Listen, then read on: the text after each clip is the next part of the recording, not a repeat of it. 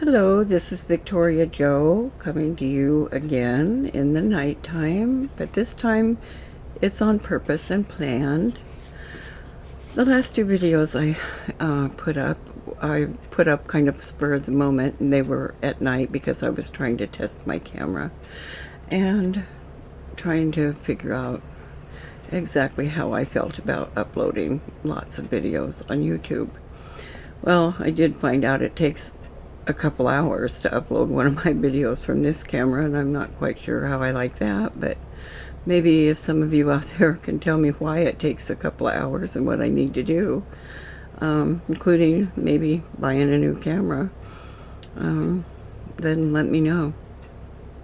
Anyway, I love fireside chats, and I thought that it would be really nice to sit on my living room floor and film the fire out of our heater. It's not a real fireplace, it's a heater fireplace, and film it and have a little fireside chat for my third video. So I have an 83-year-old mother that lives with me, and I love her dearly with all my heart, and I try to give her the best of everything that I can. And I had gone with a friend of mine today to pick her up from a rehab. She was in the hospital and had to go to rehab for a couple weeks, and I picked her up today, took her to eat lunch, and then we went to Salvation Army and we looked for some prepper things that maybe we could purchase. Boy, we had a good time.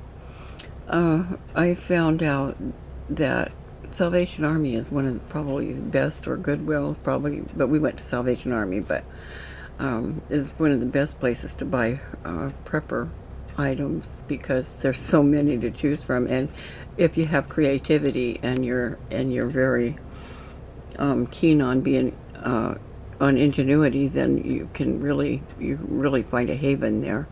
So we went and we looked and looked and looked, and we bought candles that we could melt down, and we bought little teeny dishes that we thought were pretty that we would put in the dishes, the melted wax into the dishes for survival candles and cooking. And I've already been testing a little countertop stove type cooking situation for no electricity. And I got to thinking, if we were in a real survival situation and there was no water, how was I going to clean my pans? Because I don't want to take all my valuable water for washing dishes. Well, previously we bought paper plates and plastic spoons and silverware and knives and things like that, but I was thinking for my baking. So when I was at Salvation Army with Mom, we found a whole stack of the tinfoil pans there, and I thought, what a perfect idea. I could bake meatloaf or something in them, and then when the food's gone, we could toss them. And we got an entire big stack for $1.99, and I thought, this is wonderful.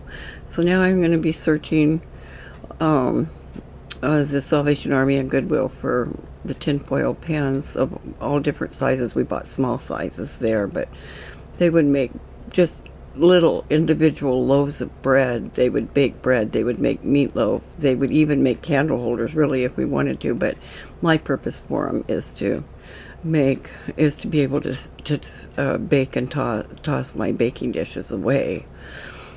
So because I really and truly am water conscious in a survival situation, then I got to looking at my mother being 83, and I thought, now how am I going to wash her hair, give her a shower, or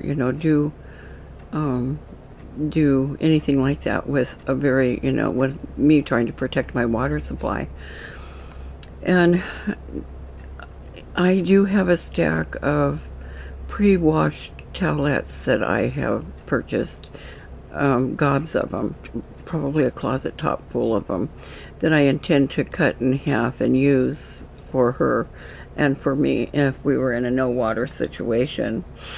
And because you don't have to rinse with them, they're the pre-moistened washcloths is what they are, and they're disposable. And we've used them before, and they work very well.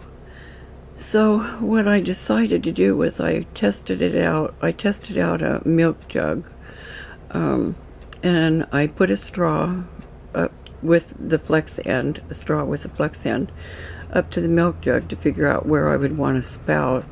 And I just cut a little hole there and stuck, a very small hole, but I stuck the straw in there and turned the flex straw part down, and the water came out like a spout, like as if you were, just pouring water out. But I didn't just want one spout, so what I decided to do was punch just tiny, tiny little holes in the bottom of another milk jug, and fill it with water and hold it up, and it trickled down just ever so lightly, trickled down water. And I thought, now this is 1 gallon, but if I got more than 1 gallon, or if I got a bigger jug, we could just make tiny little holes, spout holes in the bottom, run a curtain rod across the shower, hang it from the curtain rod, and stand under this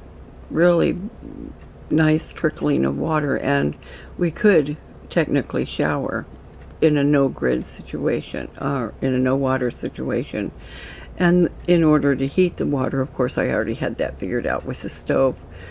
So I thought I'd share that with you, that it came to my mind, because I have the responsibility of another human being, not just myself and my children.